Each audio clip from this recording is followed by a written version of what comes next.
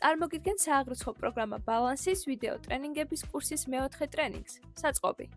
მოცემული ტრენინგის თემებია: მარაგების აღრუცის საწყობები, საწყობის ცნობარი შექმნა, საწყობის ოპერაციები, საქონლის გადაადგილება, საქონლის შემოსავალში აღება, საქონლის ჩამოწერა, ინვენტარიზაცია, კომპლექტაცია, დეკომპლექტაცია, მარაგების ანგარიშგებები. ტრენინგი დავიწყოთ მარაგების აღრუცის საწყობებით. მოდულში ადმინისტრირება გვაქვს მარაგების აღრუცის საწყობები. ეს არის პირველი ეტაპი, რითიც უნდა დავიწყოთ საწყობის მოდულში მუშაობა. პირველ რიგში შეგვიძლია ავირჩიოთ თვითღირებულების შეფასების მეთოდი. FIFO ან საშუალო. FIFO მეთოდი ნიშნავს იმას, რომ პირველად შემოსული საქონელი პირველივე იყიდება. ანუ თვითღირებულება ითვლება უძველესი პარტიის ფასით. საშუალო მეთოდი გულისხმობს თვითღირებულების დათვლას ყველა შეძენილი საქონლის საშუალო ფასით. თუ გაქვთ რამდენიმე საწყობი, ასეთ შემთხვევაში საჭიროა ალმის მარაგების აღრიცხვა საწყობების მიხედვით ჩართვა. ამ შემთხვევაში შესაძლებელია მარაგების მოძრაობის ოპერაციის განხორციელებისას მიუთითოთ შესაბამისი საწყობი. ალმის თვითღირებულების აღრიცხვა საწყობების მიხედვით ჩართვის შემთხვევაში, თვითღირებულების ჩამოწერა მოხდება საწყობების მიხედვით. წინააღმდეგ შემთხვევაში თვითღირებულება ჩამოიწერება ორგანიზაციის ჭრილში. ალამი ნაშთების კონტროლი განაპირობებს საწყობზე არსებული ნაშთის კონტროლს. მომხმარებელი ვერ შეძლებს ოპერაციის განხორციელებას, თუ ნაშთი საკმარისი არ არის. ალამი თანხის გატარება უარყოფითი ნაშთების შემთხვევაში. ალმის ჩართვის შემთხვევაში, როცა რაოდენობრივი ნაშთი ნულზე ნაკლებია, გატარდება თვითღირებულების თანხები ბოლოს ჩამოწერილი ერთეულის თვითღირებულების შესაბამისად.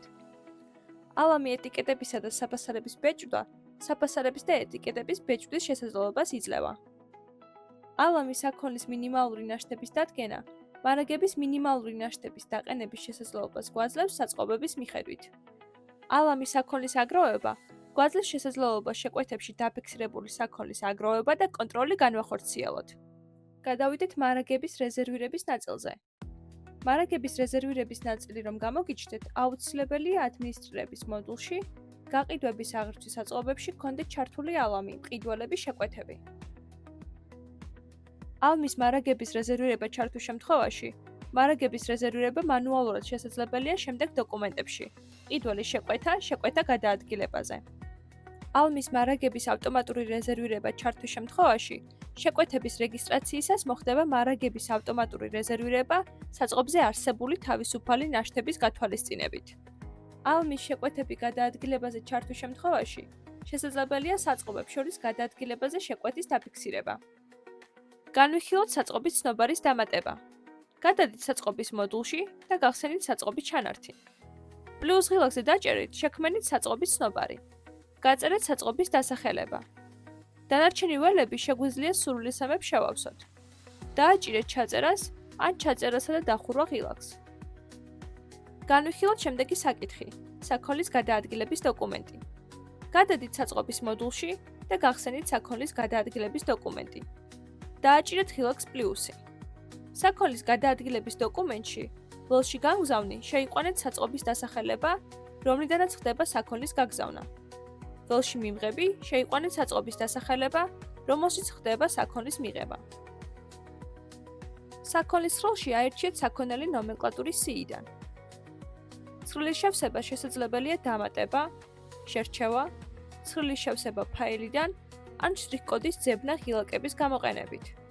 ველები ერთეული, აღრიცხვის ანგარიში, მიღების ანგარიში ავტომატურად ივსება ნომენკლატურის ბარათზე მითითებული მნიშვნელობებით. შეავსეთ ველი რაოდენობა. დააჭირეთ ღილაკს გატარება ან გატარება და დახურვა.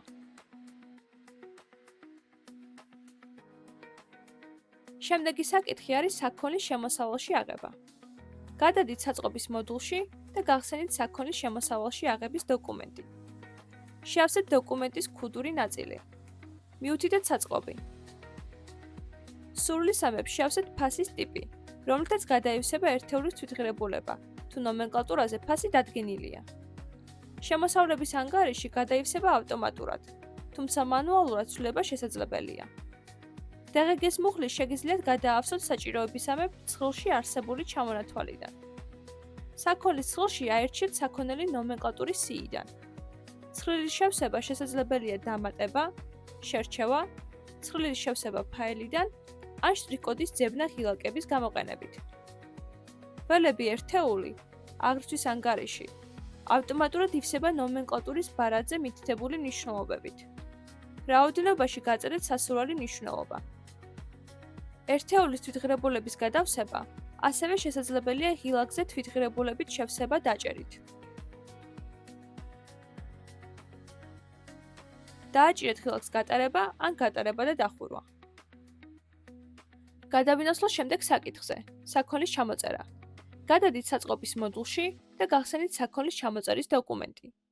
არსებობს სულ 3 ოპერაციის ტიპი: სახარჯი მასალების ჩამოწერა, დასაბეგრი ჩამოწერა, ჩამოწერა ანაზღაურებით. განვიხილოთ ოპერაციის ტიპი სახარჯი მასალების ჩამოწერა. აღნიშნული ოპერაცია გამოიყენება ასევე სხვა არადასაბეგრი ჩამოწერის ოპერაციის განხორციელებისას.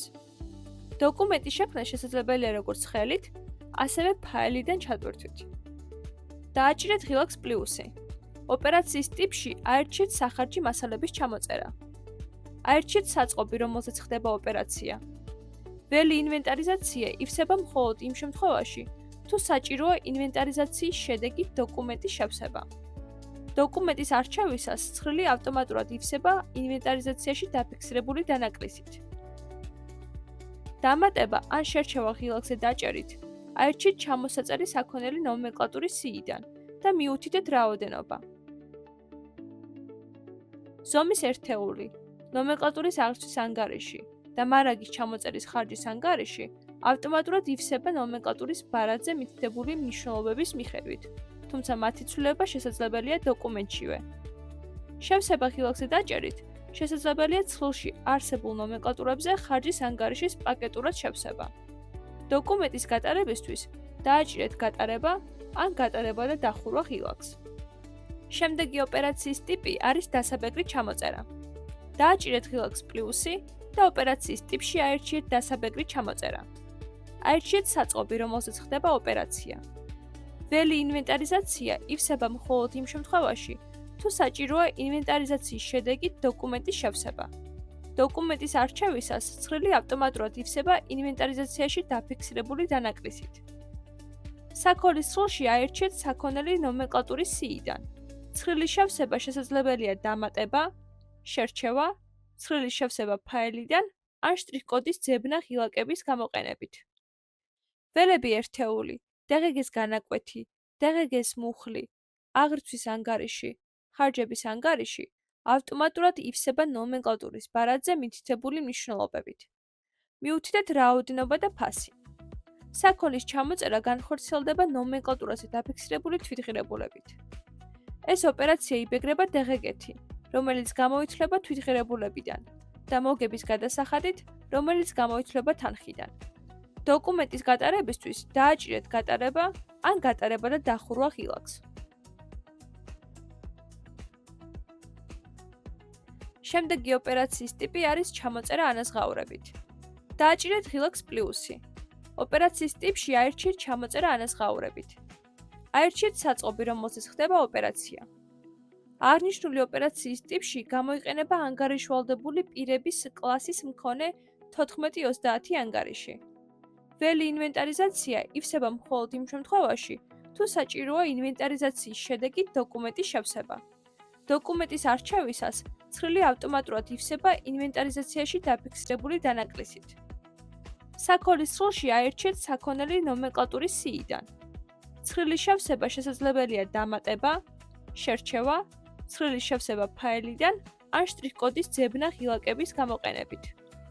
ველები ერთეული, დღგ-ს განაკვეთი, დღგ-ს მუხლი, აღრიცხვის ანგარიში, ხარჯების ანგარიში ავტომატურად ივსება ნომენკლატურის ბარათზე მითითებული მნიშვნელობებით. მიუთითეთ რაოდენობა და ფასი. გაატარეთ დოკუმენტი და იხილეთ ბუღალტრული შედეგი. საქონლის ჩამოწერა განხორციელდება ნომენკლატურაზე დაფიქსირებული თვითღირებულებით, ხოლო ჩამოწერა ანაზღაურებით ჩვენ მიერ მითითებული თანხის მიხედვით. გადავიდეთ შემდეგ საკითხზე და განვიხილოთ კომპლექტაციის დოკუმენტი. გადადით საწყობის მოდულში. გახსენით ნომენკლატურის ჩანართი. შექმნით ნომენკლატურა და ჩაწერეთ.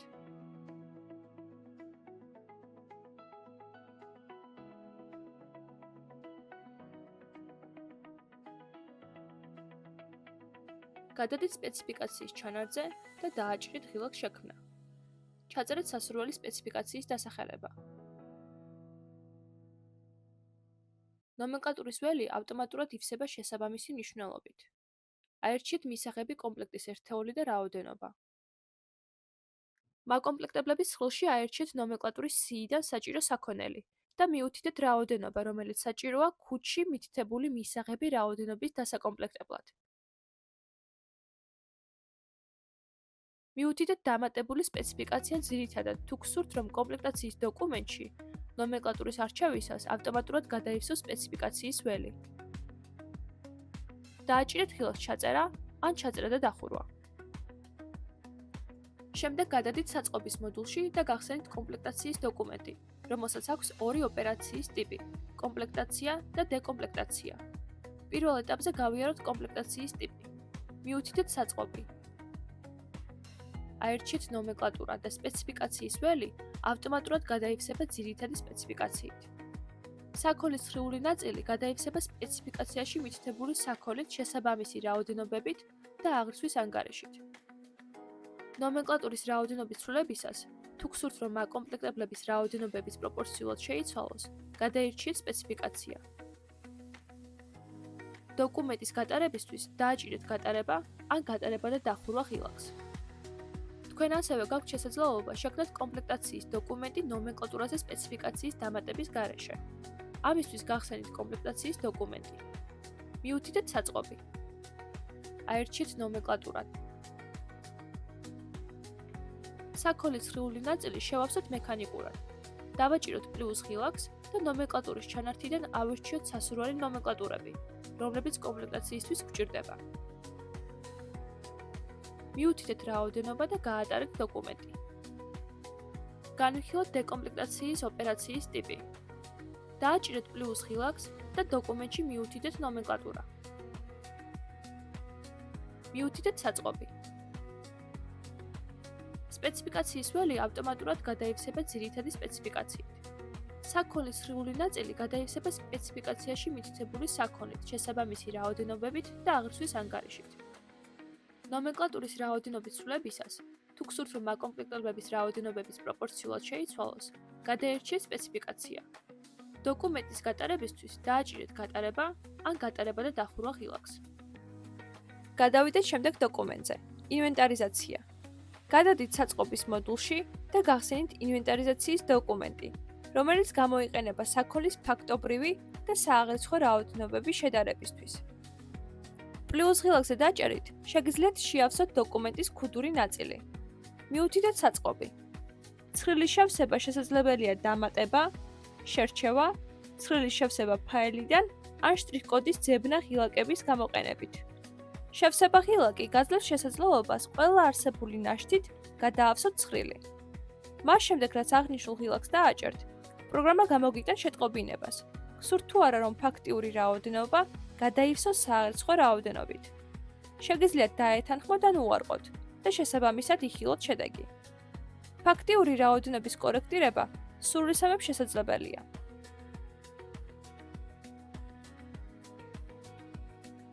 დააჭირეთ ჩაწერას ან ჩაწერასა და დახურვა ღილაკს. ინვენტარიზაციის დოკუმენტის საფუძველზე ასევე შესაძლებელია საქონლის შემოსავალში აღებისა და საქონლის ჩამოწერის დოკუმენტები შექმნა. მაგალითად, გავაფორმოთ საქონლის ჩამოწერის დოკუმენტი აღნიშნული ინვენტარიზაციის დოკუმენტის საფუძველზე. დააჭირეთ საფუძველზე შექმნა ღილაკს და აირჩიეთ საქონლის ჩამოწერა.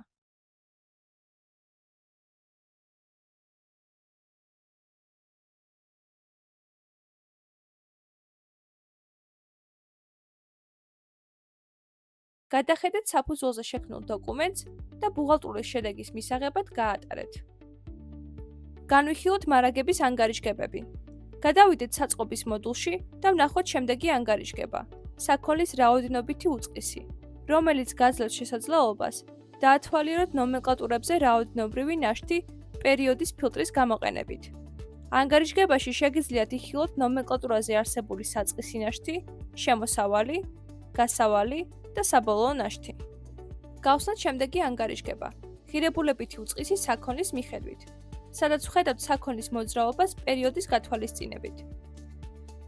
ანგარიშგებაში შეგიძლიათ იხილოთ ნომენკლატურის ღირებულებითი შეფასება საწყისი ნაშთის, შემოსავლის, გასავლის და საბოლოო ნაშთის მიხედვით. შემდეგი ანგარიშგება არის საწყობის ღირებულებითი შეფასება, რომელშიც ფილტრის დადება შესაძლებელია პერიოდის, ფასის ტიპის, საწყობისა და ნომენკლატურის ჭრილში.